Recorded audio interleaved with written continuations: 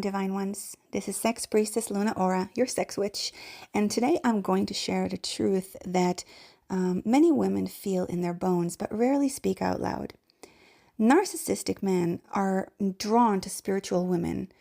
This could also be men with narcissistic characteristics, not full-on narcissist.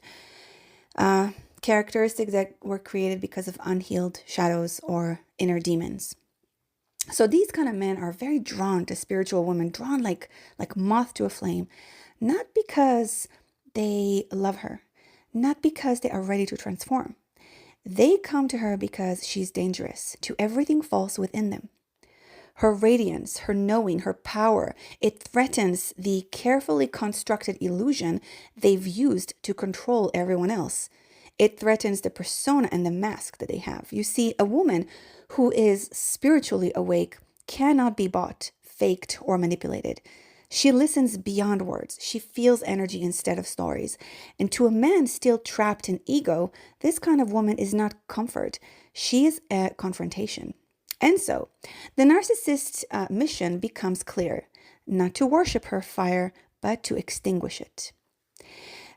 Maybe sometimes these men are going to have a mask on or play a role of worshiping her fire and wanting to feed it and love it and honor it. But then comes a moment when they flip, and then all they want to do is extinguish her fire. So let's talk about a few things. Number one, she tries to heal his darkness with her light. This is very natural to a spiritual woman, especially if she's full of love and compassion. A spiritual woman doesn't just see the outer form, she feels the soul beneath.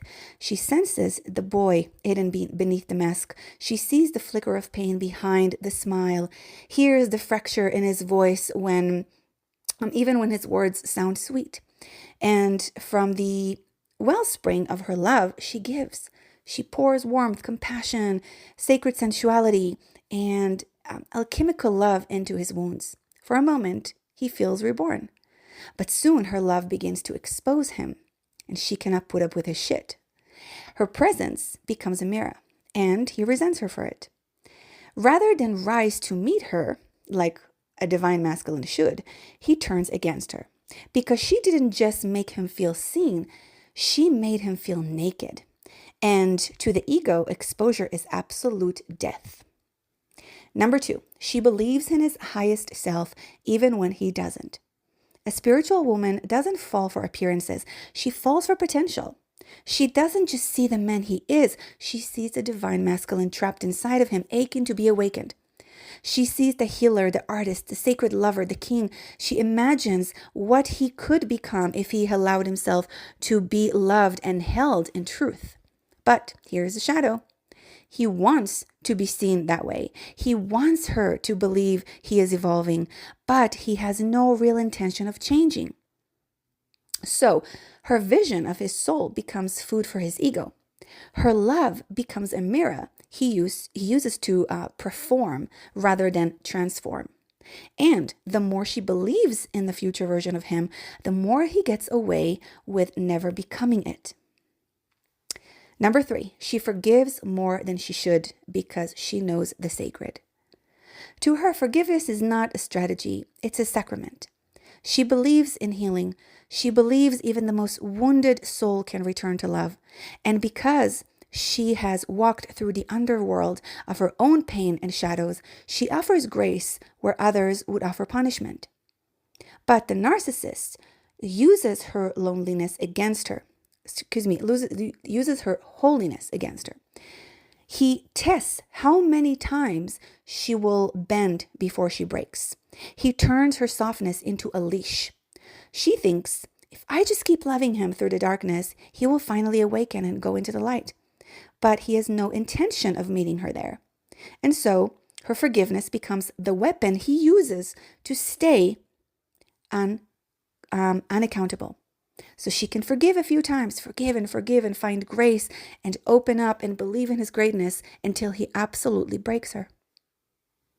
Number four, she possesses ancient discernment and he tries to gaslight it. Yes, the spiritual woman, she just knows. She doesn't need proof, she feels the truth. She senses when energy is off. She hears the dissonance between his words and his vibe. And this terrifies him because he cannot fool her. So instead of running, he tries to dismantle her knowing.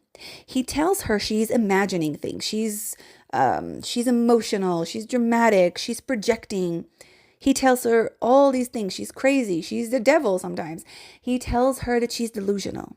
And over time, this sacred priestess begins to doubt herself. Not because she's wrong, but because he's working overtime to disconnect her from her sacred source. He wants to hijack her inner oracle because once her intuition is clouded, she becomes easier to control. Number 5, she lives by higher laws and he hides behind them. A spiritual woman walks in devotion to love, truth, and divine order. She doesn't lash out. She doesn't seek revenge. She holds herself in grace even when others lose their center. And he knows this. He knows that if he cries enough, disappears long enough, or tells a sad story, she might let him back in. He hides behind her kindness. He hides behind her spiritual maturity because she wants to take the high road and he takes that as a free pass. But there's what he doesn't know.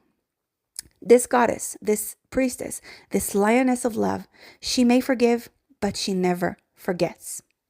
And when she remembers who she is, she becomes untouchable. The sacred truth is, beloved women, the attack you survived wasn't just psychological. It was spiritual warfare. This man came to sever you from your source, to make you doubt your wisdom, to shame your intuition, to convince you that softness is weakness. But here you are, still rising, still radiant, still loving. Your light was never destroyed. It cannot be destroyed. Your light was just refined, alchemized. It is wiser now, sharper, fiercer, sacred.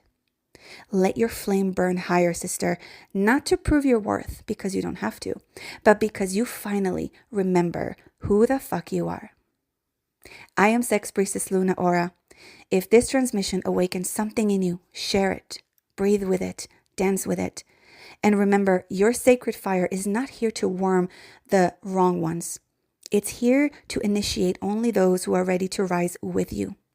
Until next time, stay sacred, stay wild, stay whole. Please subscribe, like, and share so I can continue making these videos and share the work of the temple. And may the goddess bless you all.